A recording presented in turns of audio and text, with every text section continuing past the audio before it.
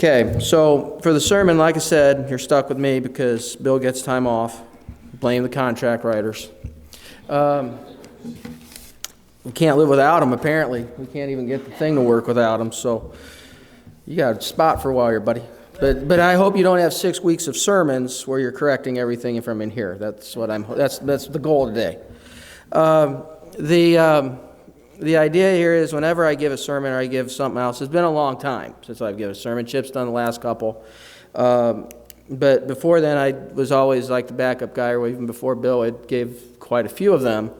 And the goal has never been anybody in the audience, just letting you know. Because I've got, that thing with Jesus and the stick in your eye. Well, I know I got a bunch of sticks in my eye. All right, my eye was irritated this morning. I had to take some Visine this morning. So I got enough of my problems. I'm not worried about what everybody else's problems are. And if you see me dressed at a meeting, one of the church meetings, usually with my old T-shirt and my sweatpants, I'm not caring what's happening with other people too much with that. So when it comes right down to it, what I do when I write a sermon or I write a meditation is I look upon my own life. I look upon what is done inside when I'm reading the Bible, when I'm reading stuff, and how can I apply it, how can I use it, and hopefully somebody else can take it and apply it and use it. And so when you're getting this sermon, if it hits you, it's not an intentional thing in any set way or form.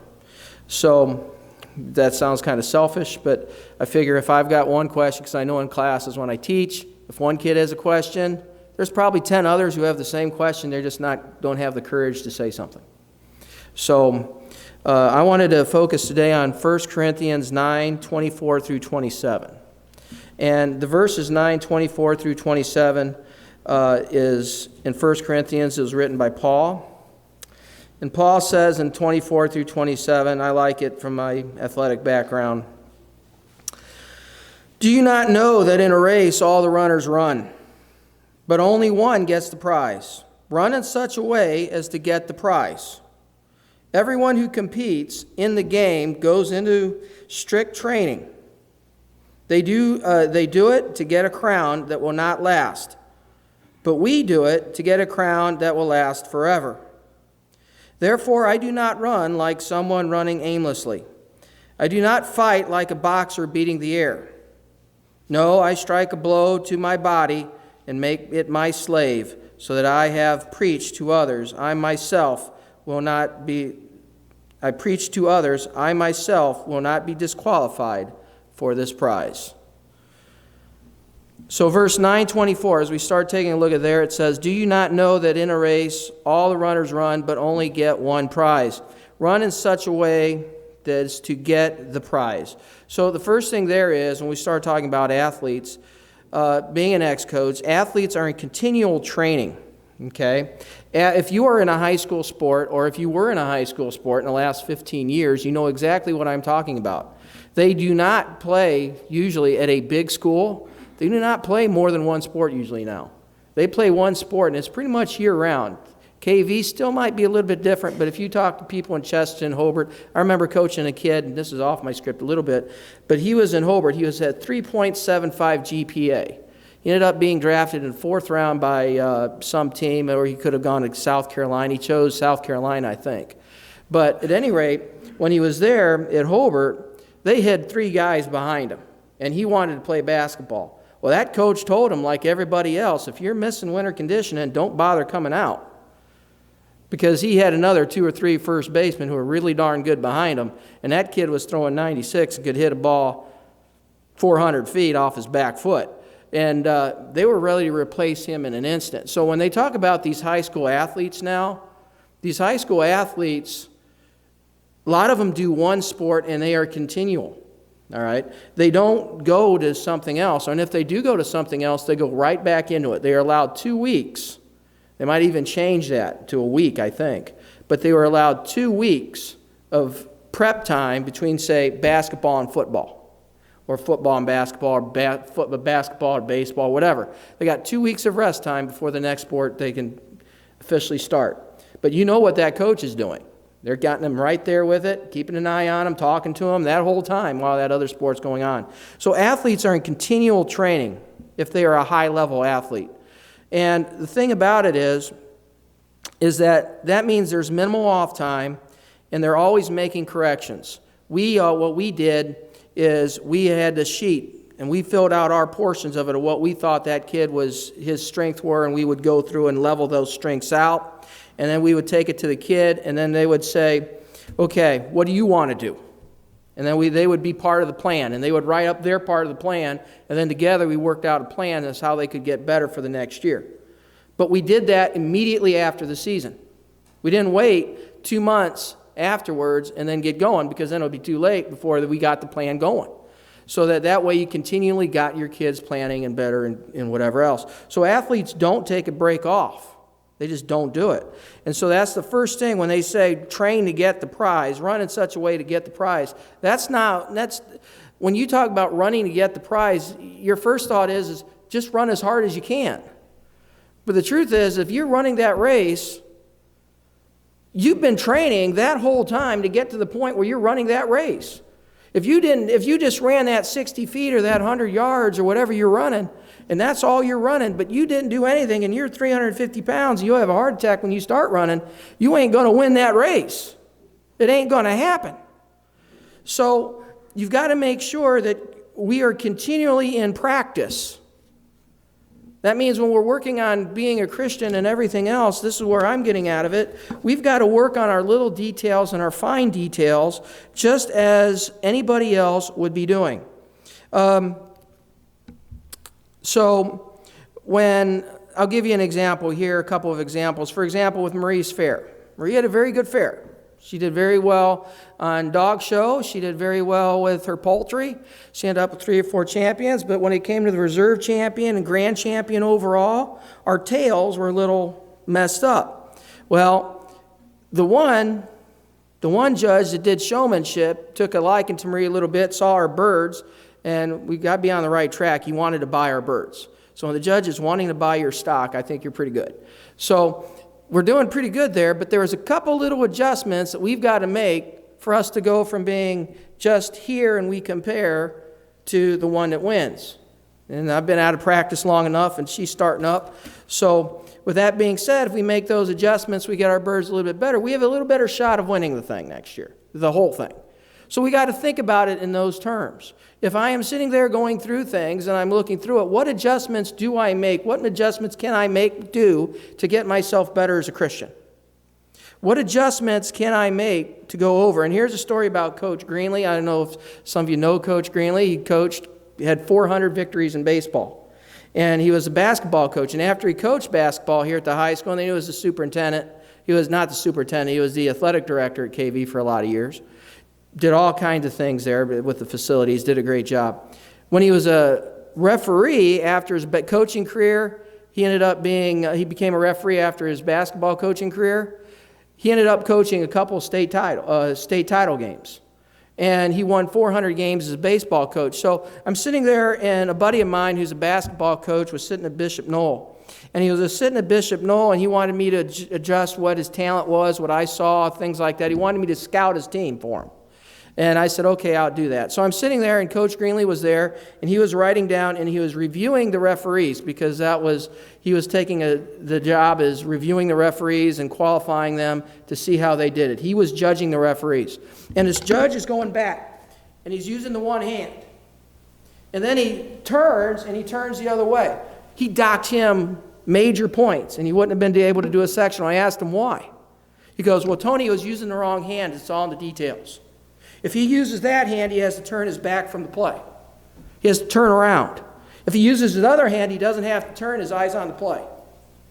That's a missed call or a seen call. He goes, it's that fine detail that's going to keep us from picking a referee for sectional or not. It's the little details that matter. And that's what I got out of that conversation. It's those little details that matter. As a Christian, if I'm going around and I'm practicing what I'm practicing, and I'm doing what I'm doing all the time, it's going to be easier to get that habit to do it all the time. All right? It's easy when I'm tired to sit there and put my hands on my shoulder and just throw out a few cuss words. I should not be doing that. I should be doing something else. I should be working on my patience. I should be sitting back going, you don't want to do that. All right? You got to be working on those things. You got to be working on that situation, and it's a daily thing that you've got to keep working on. And when we keep on working it, what's going to happen to that self-discipline? It's going to get better because it's going to be trained into our psyche. It's a mental thing. All right? Knowing my teaching background, you should know your brain never stops learning. All right? Between 1 and 3, all right? Between 1 and 3, it's developing. 3 to 5, you pick up more vocabulary words than you will in the rest of your life. You want to make a kid dumb? Don't read to them 3 to 5. You want to make a kid smart as all get out? Read to them everything you can. Get them. That's why preschool is in such high demand. The more you put them into the reading, the more they have. By the time they get to kindergarten, if they're learning their ABCs, there's not much the school is going to be able to do, to be honest with you. Okay, that's just the way it is. The better you get them in, the stronger you get them in, when that brain is developing, that's when you do it. And then when you get into elementary school, you learn at a good pace. Junior high, because of all the hormones, the brain's taking a back seat to learning because the body's developing. The psyche is developing, all that stuff.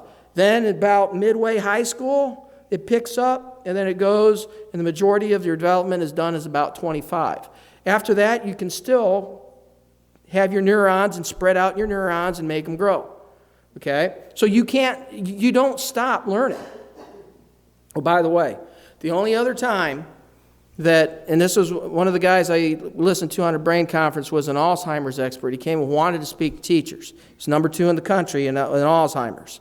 He said his number 1 advice to give to your students is don't retire. Now, I don't like hearing that, and anybody who has worked don't like hearing that. You got to keep yourself busy.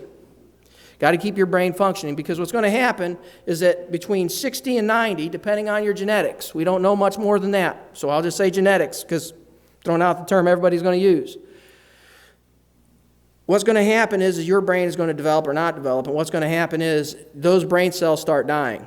Well, stem cells replace them in the brain, and they form a new set of neurons to communicate. So if you stop working, you stop thinking, you stop doing daily life, and those neurons start dying, that's when the plaque is going to build up between the neurons. That's when Alzheimer's and all this other stuff goes on. All right? So the more you're working, the more you're keeping your brain fresh. As you get older, you got to give yourself stuff to do. Because if you don't, you reach that time, and you just sitting around watching TV, that's going to be the worst thing you can do for yourself.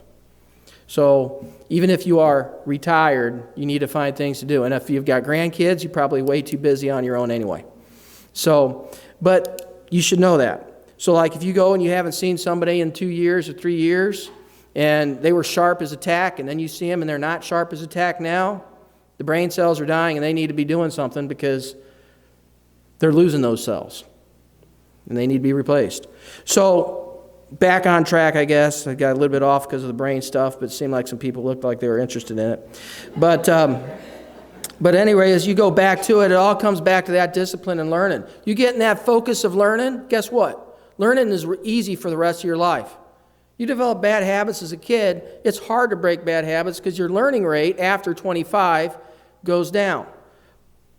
Why do you think divorce rates are higher between 18 and 25 than they are at any other time of life? What's happening between 18 and 25? The brain's still settling. The brain isn't done yet. The brain's not done. Why do most succeed after 35 or 40? Because the brain, you know who you are at that point. You know how your brain is working. That person is at 35, 40, who they're going to be. They're not going to be changing too much. They can still change, but that's how God made us. So we got to continually practice doing the right things, because if we don't, we're in trouble. So the other thing is that I got out of that section, that verse, so our focus, what is important? What should our goals be? And under the last 3 years, Pastor Bill's done a great job, and I was going to say this if you were here or not. You've done a great job at it, and that is, A, focusing on growth and reaching out to non-Christians well before we were doing nice numbers all the way up, well before COVID, and numbers are still good, even with the stuff that's happening, because I know they're not happening in every church. So that's real good. There's been a focus on Bible education. a promotion of Sunday school and Wednesday night activities, and a focus on youth programs, which is all good. These are things that we needed so that we can get this church growing and doing the right thing. And so that's excellent. And as leadership, what we need to do is when we're going to have is when we're forced to make changes. And because of COVID, we're going to run into problems. We're going to run into changes. We're going to have to do changes doing whatever we're going to do. We have to continually ask the question in that race that needs to be run. And that question is going to be, are we doing what we need to help promote the spread of Jesus Christ? Are we spreading the doctrine of Jesus Christ? And if we're doing that, then the change is probably a good change that we should be making. If it's a change that's not doing that, it's probably something that we should be throwing off to the wayside and then doing something else.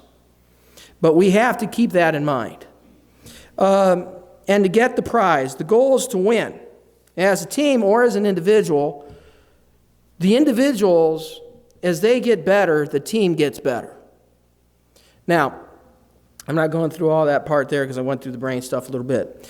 But my first year there, I took over a program when I was coaching at Lake Station. I ended up coaching 2 elite all-star games. I ended up having a couple no-hitters. We ended up playing at Railcast. We won some sectional games. We no-hit KV on a $10 million field that was worth more than our school. So we had some successes, all right?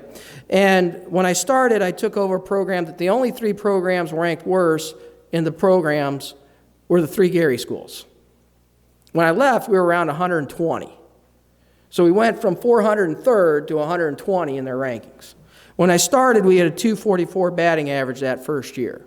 When I left, we had a 285 batting average, which is the highest in 15 years, excluding the semi-state run that I helped coach on that run. When I started, we stole 91 bases because I was very aggressive. When I left, we stole 143 bases and were 3rd in the state. Okay? The reason why is because our kids went in the weight room. They bought into what we were doing. That plan I talked about, they bought into it. They're like, gee, he is going to get us better. So if we get better, then I'm going to do better. Well, if all those kids do better, my team's going to do better.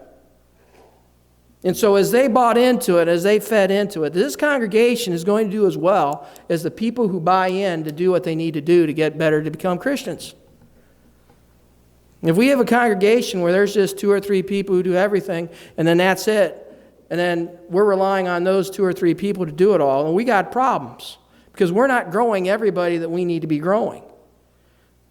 But if our Sunday school numbers stay good as they were before, if our plans stay good as they were before, and all this stuff keeps growing, and each individual is growing, and we're getting hard decisions to make come leadership time as to who we put on, and this time it was a lot harder than it had been in the past. That's all good. That's what we want. We want the individuals in this church to grow, and that's what our focus needs to be. How do we keep people growing? Once we get them into Christ, now we grow them because we're training for the prize.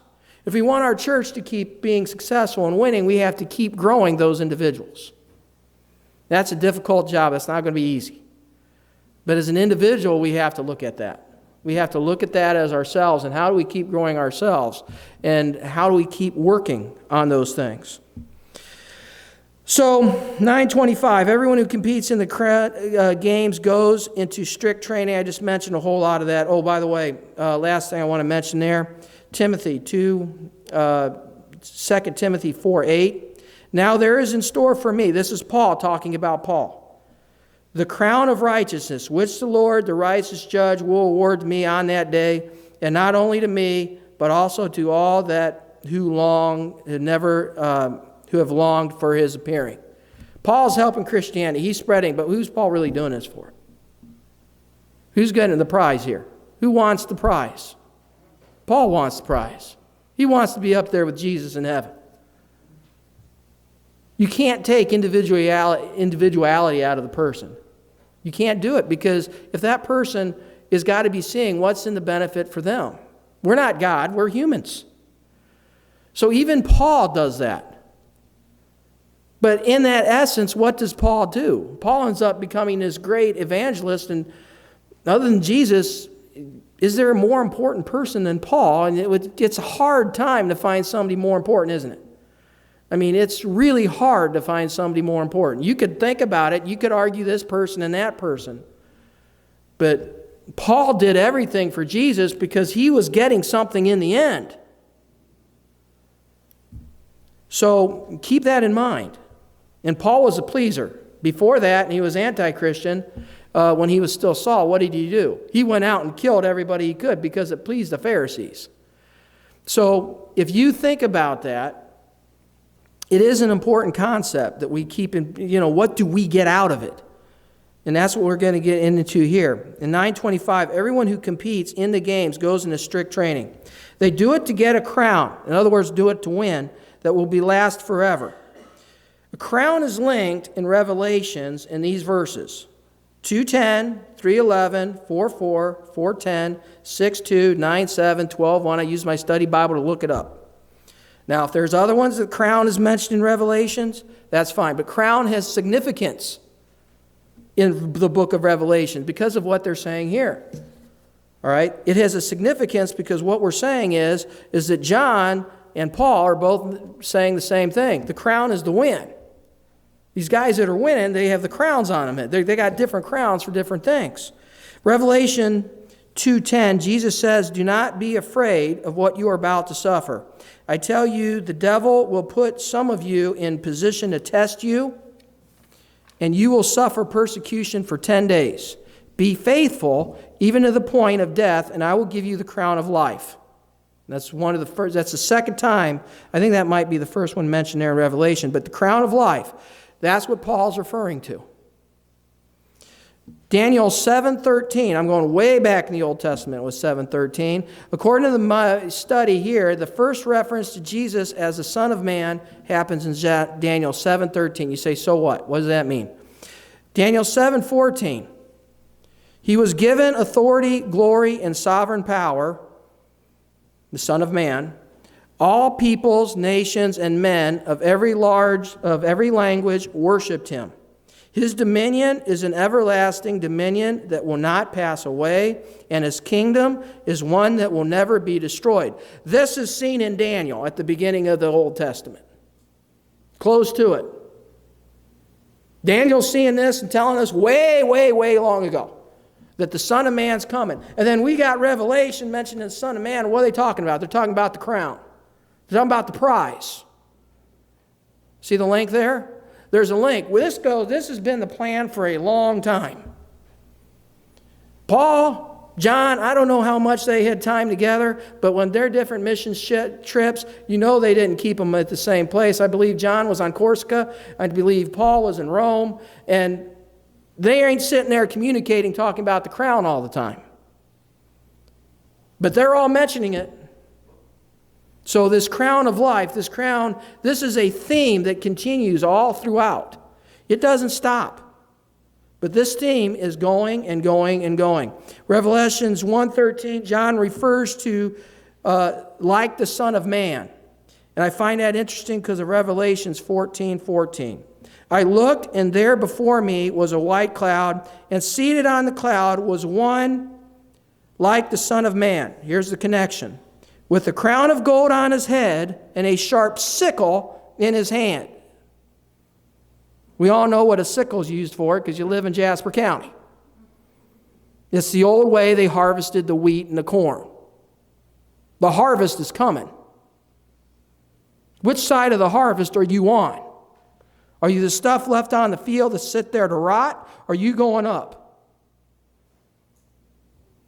Crown of life that they're referring to in this passage, it's not a little deal, it's a big deal. They're referring to your soul here. So while it seems like an easy passage to read and an easy one to understand, it may not always be that case. And in this case, if you do a little bit more digging, they're playing for keeps here. They're making sure that's known if you dig just a little bit. Now, 9:26, Corinthians 9:26. Therefore I do not run like someone running aimlessly. I've said this before, I said this again, I got the worst handwriting in the world. I have never counted off for a kid for handwriting, I never will, because I know what mine is. I fight like a boxer beating the air. I do not fight like a boxer beating the air. Paul is using himself as an example, and in Philippians 3:14 he says something similar, referring to himself. Your time is limited. Don't waste it. Get over it and use whatever time you have for the advancement of Christ and for your ability to become a better Christian. Don't punch the air. Don't sit there and do a fake game when you know the real one's right there. All right? I had a coach one time, he always said to all the players is like, you guys don't play enough. Watch a game on TV, play baseball. Do what you had, because that's how you get to know what the game is. You go out and just do what we tell you to do on a daily basis, that's not enough for you. Because we had a lot of kids who came in and never played before. All right? If you sit at home and you're doing your PlayStation or watch your TV, you ain't going to be any good. Go out and play. All right? If you're a Christian, go out and be a Christian. Go out and do it every day. Try to make it's a lifestyle. I know this is a little off, but I'm going to take it. They did a study on diets. They took 150 of the best diets. This is about 5 years ago. Took the 150 best diets. You know what they found? They all do the same thing. They all do the exact same thing. They get a change in their lifestyle. They cut down carbs. They get more exercise in the program. And they drink more water and less carbonated beverages. Okay, now you can give me $10 a month because I've just given you a lifestyle plan that's going to cause you to lose weight. So you can pay them instead of me, but that's it. That's what they do. They cut down on the high sugars, they cut down on carbs, and they increase the exercise that burns whatever it is. Because if you drink more water, your metabolism increases by at least 10% if you do it for a month. Right? So as you start taking a look at these kind of things, how you training your body for health, training your mind, training your soul, the same things are going to apply here. They've got to be worked on consistently. Okay, another section on this one. Our battle, 9:27. Now I beat my body and make it my slave. He's training. Constantly training. He's working on it.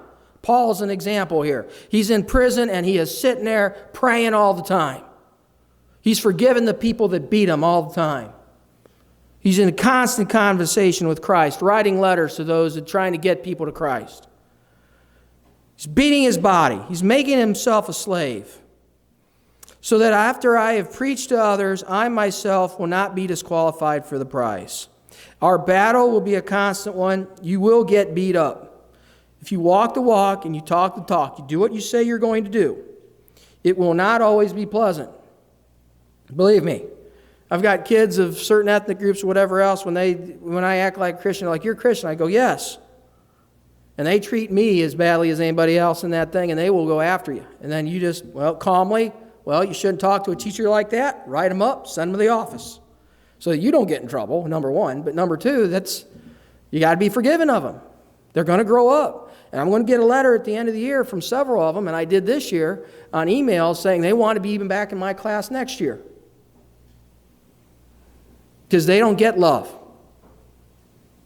At least in my school, they don't. You have 85% free and reduced lunch. You got some of the stuff that ends up being out there. There's some bad situations going on. We got a lot of gang stuff like that. It ain't a good thing sometimes, and I'm telling you, a lot of these kids that don't get real love, that they're sitting there, they don't get calm and patience at home, and somebody's saying, well, I'm sorry you feel that way. This is what you should be doing instead, but now you're doing that, so I got to put you in the office and you're in trouble for it. They don't like that. But at the end, they realize that's what they need. And so the same thing it goes with us. It's going to be a constant battle. We got to keep trying. We got to keep consistently battling with whatever we've got to do. 1 Corinthians 10, chapter 10, 10 to 15. If you want more detail on that, go read it. There's a lot in there. It's a lot of depth to it, and you could spend hours on it. Like I spent hours on 3 verses here or 4 verses here, literally hours, but it's there. So if you want more on that, what can I do specifically to get myself better? Paul continues the conversation after this. Chapter 10 is a lot on this part here. Okay. So I want to focus there, 1 verse, 10:13. No temptation has overtaken you except what is common to mankind. And God is faithful. He will not let you be tempted beyond what you can bear. But when you are tempted, he will also provide a way out so that you can endure it. So we're not supposed to go out and find temptation, but temptation is going to come upon us. But the good news is that Jesus is going to not give us more than we can take. All right? He is not going to put us out there in a situation where even if we fail a little bit, sometimes getting your nose bloodied isn't a bad thing a little bit, but He's not going to put us out there we could become a complete failure so that we don't, that we don't turn away from Him. Tests are not bad things. They tell you where you are at. All right? They tell you where you are at in your program or whatever else. They tell you where you are going. When Marie took some birds, we did all our own hatching this time. We did not go for our chickens. Every bird we took was either a bird that we had for a couple years that we used as a breeder from shows where we got from breeders, or we hatched. There were several birds I knew weren't going to win. We took them anyway because we want to see where we're at. I wanted to see, if I'm breeding these two hens together, am I getting something that's decent? Well, we came out with every entry got a blue ribbon. So I was like, well, that's really good. That means we're doing the right things. We just got to fix a few things and go from there. You have to test it. You may know you aren't going to win that thing all the time, but you have to go out there and try. And you have to see where you're at, and then you have to be honest in your evaluation of where it's going to be. And God will test us and put us in that situation because He is going to put us in a situation so that if we're really following Him, we're going to take a look at ourselves and say, you know what? Here's where I'm at. Thank you, Lord. I can see where I'm at, and this is where I got to get better. This is what I need to do. And how do I get there? And let me tell you, all right, if you ask somebody how to get there, there's a lot of elders in this church who would tell you, well, here are some things that we can do, or we could try to provide it.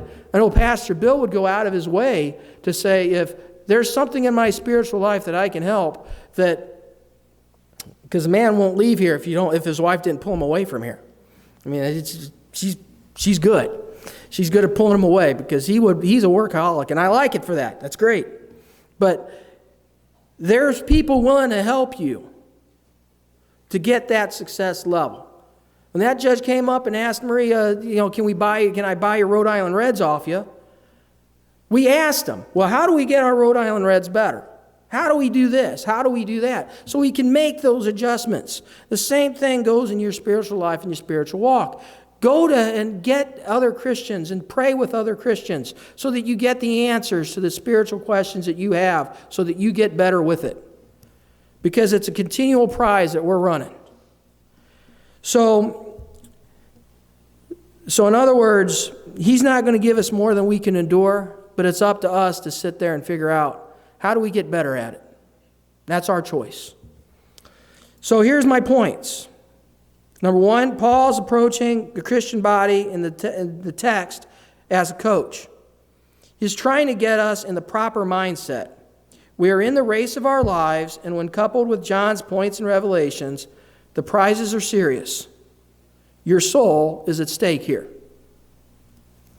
Number two, changes. Nobody likes to have massive changes all the time. I hate changes, but I got to make a lot of changes. I've made a lot of changes the last couple of years, believe me. As COVID will continue, changes will be necessary. Some are short-term, others are not. The technological advancements we've made in this building, that shouldn't go away. That's helping people grow the church. It's something that we can see, and it can help spread the message better. Okay? We must, as a congregation, keep in mind when these changes are made, all right? Number one, will these changes get people to Christ in these times or circumstances? Number two, will it benefit the church? 3, are we glorifying Jesus and teaching His ways? We have to make sure we keep those goals in mind. Third point, major leaguers use this term, and I hate it. I hate when they do it. Linda knows all about it. She's watched enough Cub games just like I have. Major leaguers, when their team struggles, always go to one phrase. She could probably quote this phrase. It's a marathon, not a sprint. And it bothers me. It bothers me to no end as an old baseball coach. Because if you have 162 games and you lost by one game, why did you screw around those first 3 or 4 games in April? Where if you just done something right the right way that you worked on 8 weeks in spring training, why didn't you get it right then and win that game then? You'd have been 3 games up. So that's a dumb saying. It's the dumbest saying out there, and they repeat it, and they think it's answering, and it's one of those non-things, and I'm getting off that, but I'm telling you, our Christian walk is the same way. Our Christian walk is no different. Our lives are that way. We always think that we have tomorrow, and we may not. Some of you don't know my story from last year because there are some people that weren't here last year at this time, or 4 months ago even. Last year, about March, not this March, the previous March, I choked and had the Heimlich performed on me about 4 times in a week. I had choked to death almost 7 times in about 3 weeks. I went a year without food, living off a protein shake, an iced coffee, and then a bowl of soup every night. This birthday, April 8th, May 15th, we had a surgery. I'm able to eat like a meal a day. My wife watches me. She can tell because I'll start the day super skinny. And at the end of the day, I'm way out here because of all the gas and everything. We joke every night, what are we going to name the twins?